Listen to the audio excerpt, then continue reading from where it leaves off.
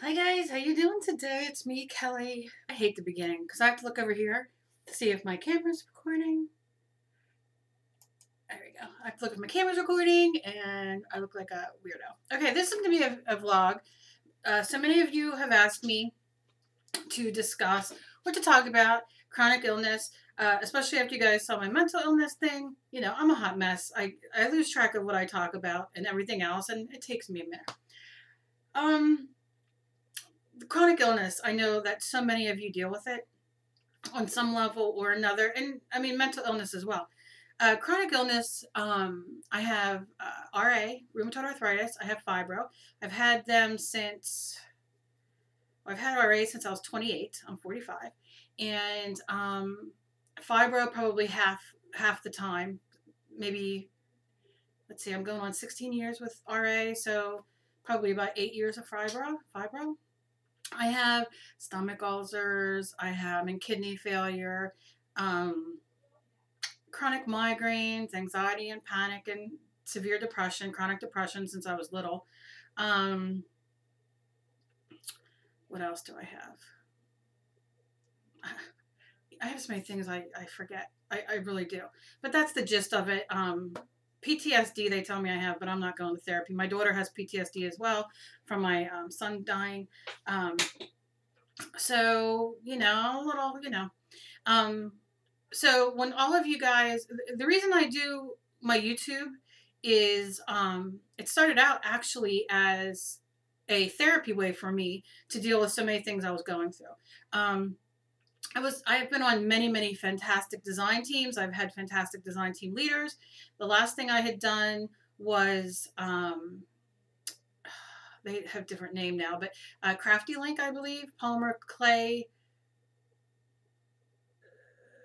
Oh, I don't know what their new name is. It was Crafty Link, Things Crafty. It changed a few times. That was the last. How do you like my yucky shirt, my paint shirt? That was the last design team I was on, and that was probably 2 years ago, a little over 2 years ago. They were wonderful people. We did live shows and all that, and I've been doing live shows. If you search me on the internet, you can find my live shows from 8 years ago that I used to do. I've talked about before. I've worked with fantastic people who really encouraged me to do what I do, and just very supportive, lovely people. But when I was on Things Crafty, they were changing a lot, and I was just at a horrible place. And I just couldn't do it anymore. I wanted to do what I wanted to do. I have a horrible, and I'm sure a lot of you can relate to this, a horrible habit, I guess, or a trademark or whatever you call it about yourself. I don't like being told what to do. And I'm not talking like, I don't like being, like if I'm doing my painting and, or I feel like doing something today, like I'm going through my list of what everybody's been requesting videos of. And if you say to me, no, you can't do that today, we want you to do this, I'm like an automatic, like, shut off, like, nope, I'm not going to do it. And then mix in being sick and having so much pain and my kidneys and everything that was going on at the time, I just couldn't do it anymore. I couldn't give them my best. So I just wanted to do for me. And then I started doing my YouTube, and here I am. I love, come on, Nico, what's wrong? Come on. I love doing teaching and showing you guys things. I used to be able to afford to take classes from people, way long time ago. And, I loved it. I loved being able to take, I know there's so many more classes now and all, but I can't afford to take them. And I know a lot of you can't either. And, so that's why I like to show things on YouTube. So, you don't have to feel like you're missing out or anything, not being able to take classes. Cause sometimes it gets, disheartening. You want to take a class, you can't afford it. They're very expensive. And,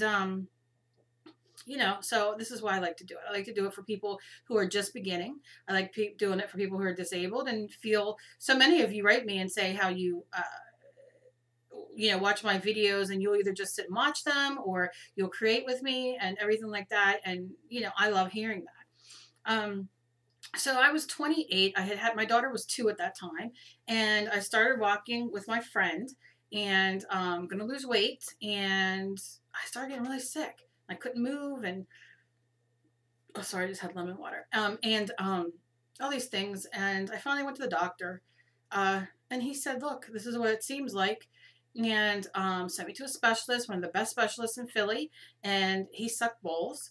And he told me I was fat and there was nothing wrong with me. And all right. I mean, I gained like 170 pounds with my son. I gained a lot of weight when I got pregnant with my first child.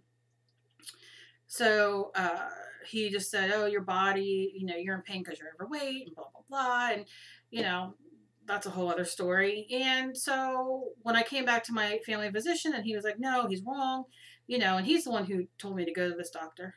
And so I ended up going to another doctor who said to me, you clearly have RA and da da da da da, and started with me with treatment and did the x-rays and did all that stuff. So that's where that path started. And it was hellacious.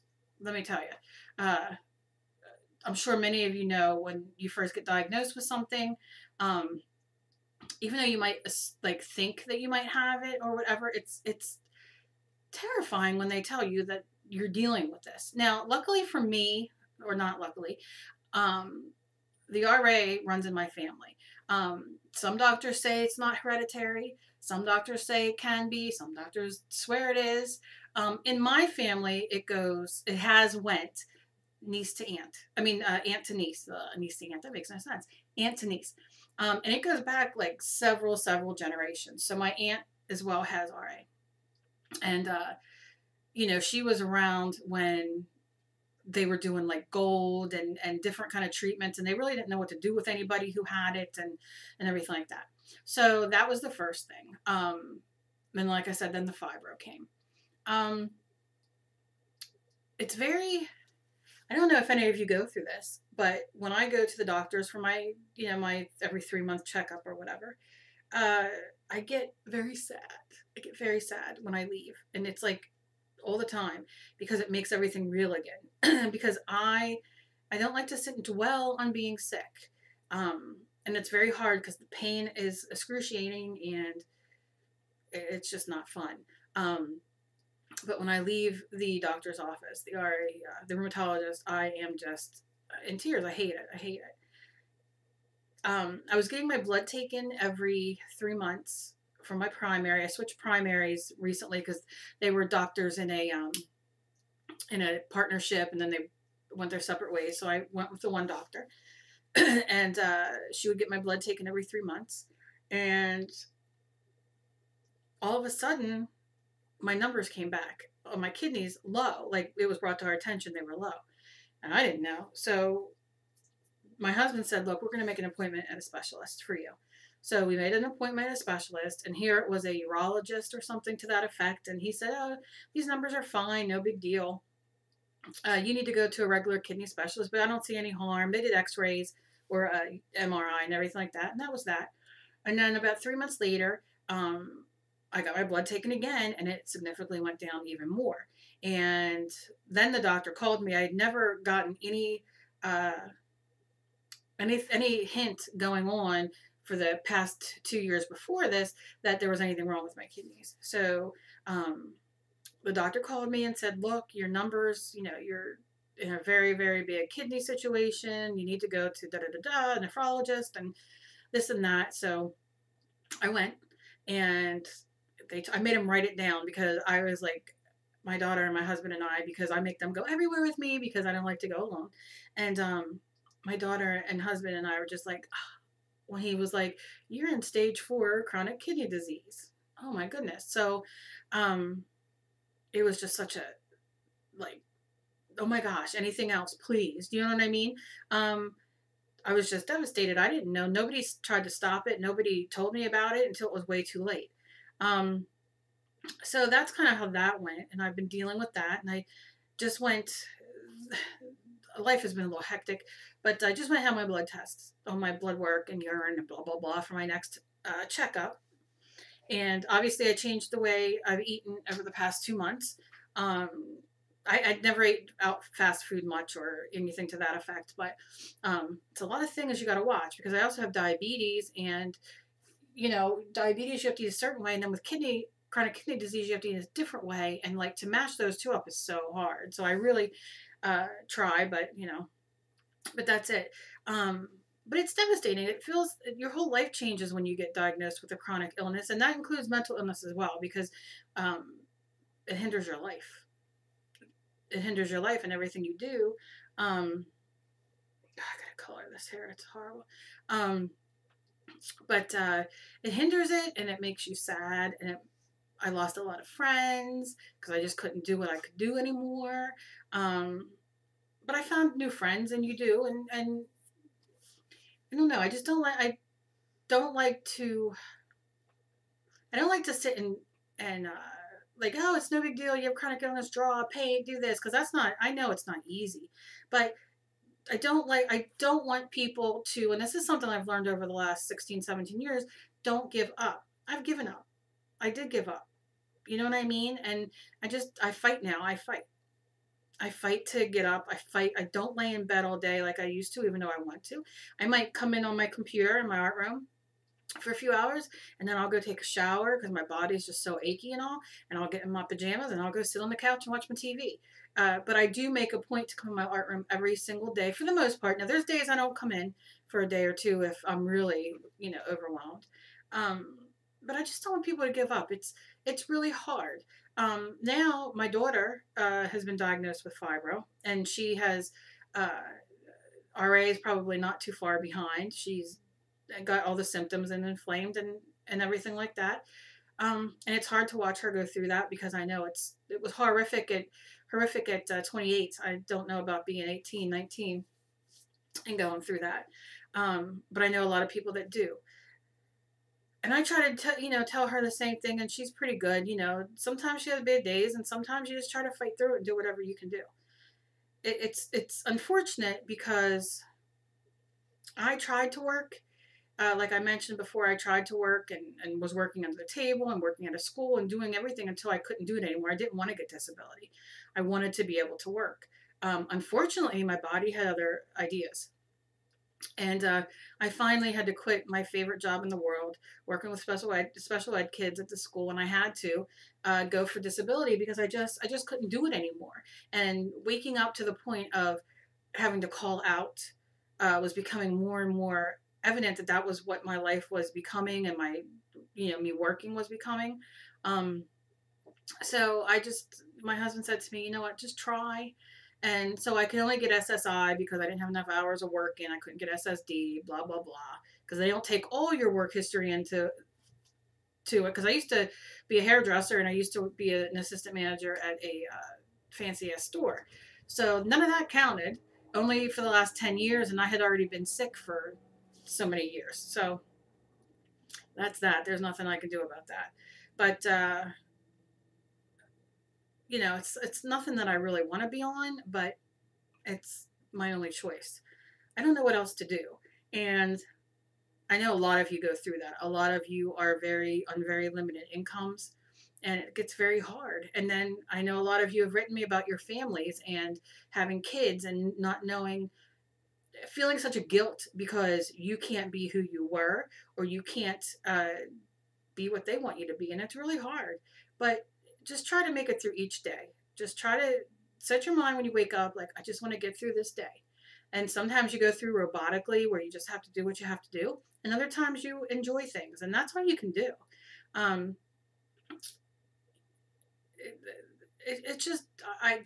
do not like the way disabled people or mentally ill people are treated. I just don't like it. I just don't. I don't like when I have to park in a handicapped spot because I'm handicapped, and that's what I do, and put our little placard up, and I hate walking out of the car and people looking at me like, yeah, right, like you're depressed, you're disabled. I don't like the fact that I have a wheelchair and a walker, and I don't want to use them, and I don't use them, and that hurts me even worse, but I won't, and that's a shame on me because I should, and I shouldn't care what people think, but sometimes I do. Not that I won't use it if I have to, but I don't know. I can't bring myself to do that yet. The anxiety and the depression and the panic affect me wanting to leave my house. I don't want to. I do. They make me, but not often. And a lot of it's for doctor's appointments or such. Tomorrow's my daughter's birthday, and my husband's like, well, let's take her to Fridays. She loves Fridays, and we all been watching what we eat, and everybody's losing weight, and it's great. He's like, oh, come on, we'll take her to Fridays. And, I get panicky about it days before. I have to know days before so I can at least get in that mindset, like, okay, this is what we're doing. And it stinks and I hate it. And I wasn't always like that, but it is my life now and it is what it is. The fact that you all out there are so loving and supportive, and a lot of you go through a lot of things that I do, makes me feel better. And it's not at your expense of your pain or whatever, but it's knowing that you're not alone. And although I have everything kind of under control to a point, I mean, as much as we can control, one can control their life. Um, it gets hard. It gets hard, but it's so nice to hear from you guys. It's so nice to read your stories, and it's so nice, when you guys say, I had a really bad day, and then I saw your video, and I mean, that just makes me just so happy, as if I saw a unicorn. So excited. You know what I mean? It's just wonderful. So, that's kind of like like I said, I can go on, I have stomach ulcers and blah, blah, blah, and it is what it is. For all of you who are chronically ill or even mentally ill, you're not, like I told you before, you're worth so much more than what you beat yourself up for. And you're worth so much more than you probably even think you are, because you do have a tendency sometimes to get down on yourself when you're in like the worst pain or having a hard time. You think, I'm like the piece of shit. What am I, you know what I mean? And, but you're not. You're worth it. You're worth having valid and, being valued by people, and you're worth having friends and being valued by your friends. And that's what it is. And try not to forget that. You're just as good as somebody else who can walk. Or people who, I love when people say, I don't suffer from mental illness or chronic illnesses. And I'm like, oh, I'm so glad.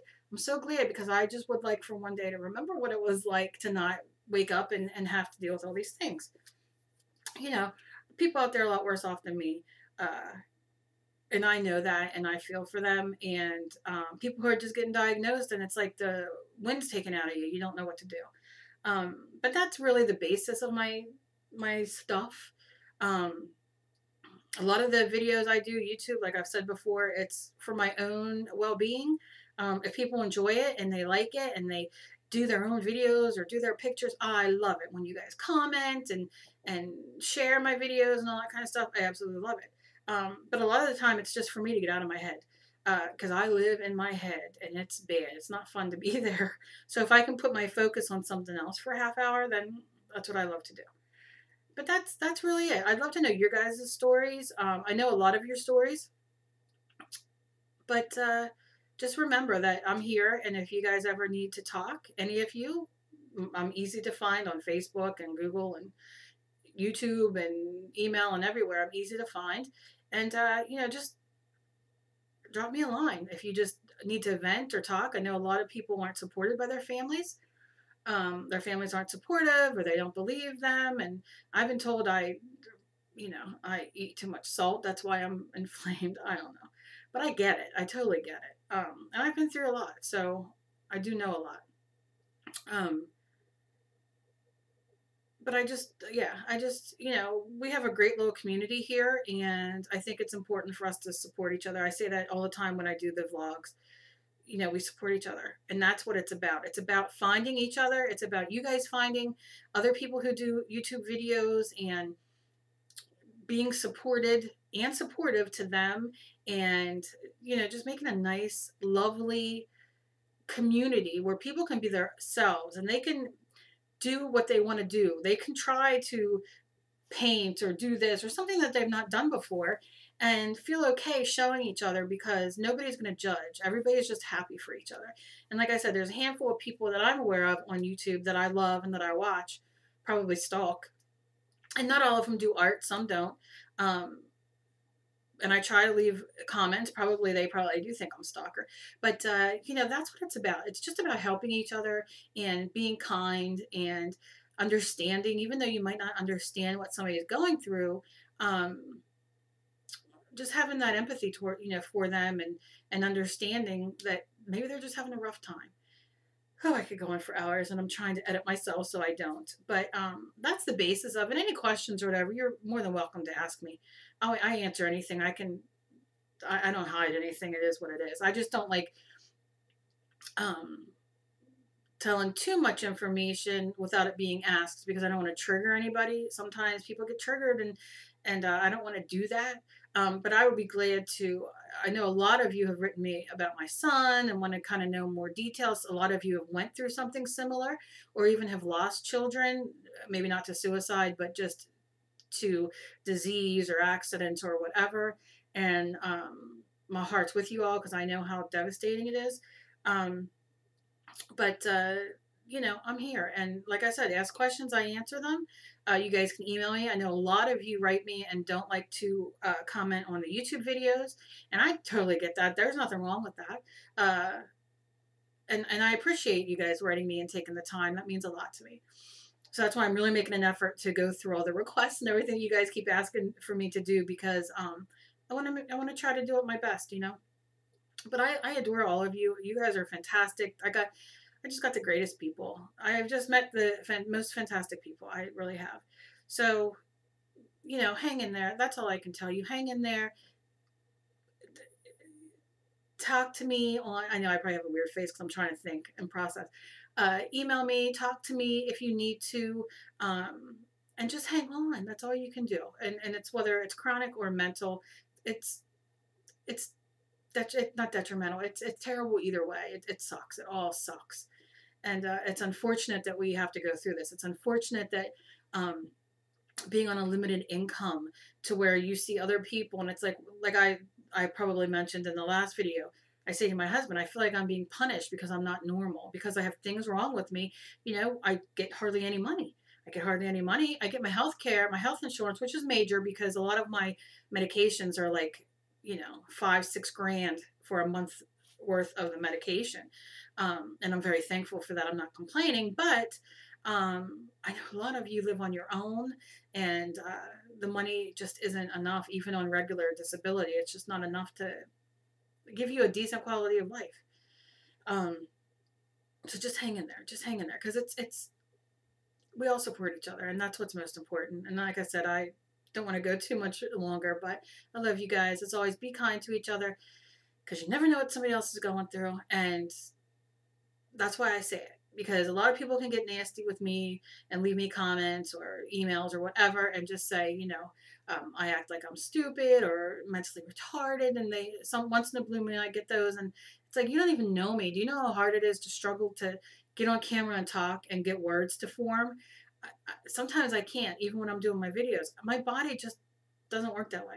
I have fibro fog, I have medicine fog, I have, you know, stunad. That's what I am. So it's just, I try my best, and that's all I can do. So, you know, that's why I say leave comments, be kind to everybody when you can, because those little things make a difference. It really does. So I love you guys, and I will see you probably in my next video doing my little girl, because I'm just having a blast doing her. Let me just show. Loving it. I'm having fun just playing. So I don't know. Wacko me. And that's it. Oh, goodness gracious. See, I want it I want to get extensions. Oh, I can look like the Cure guy. But that's it. I love you guys so much, so much, so much. And I think either tomorrow or Monday, depending on, we have so much snow here, but depending on the days, I just have to run out and get one thing, and I'm going to get it tomorrow. But if I have time tomorrow afternoon, I'm going to do the giveaway video. And if I don't, then it'll be definitely Monday. So I can't wait. I'm so excited. So I love you guys, and I hope you have a really wonderful weekend. And if you guys got snow, be safe. And if you guys got sun, kiss my butt, because I'm waiting for spring and summer. So I love you guys, and that's all I got today.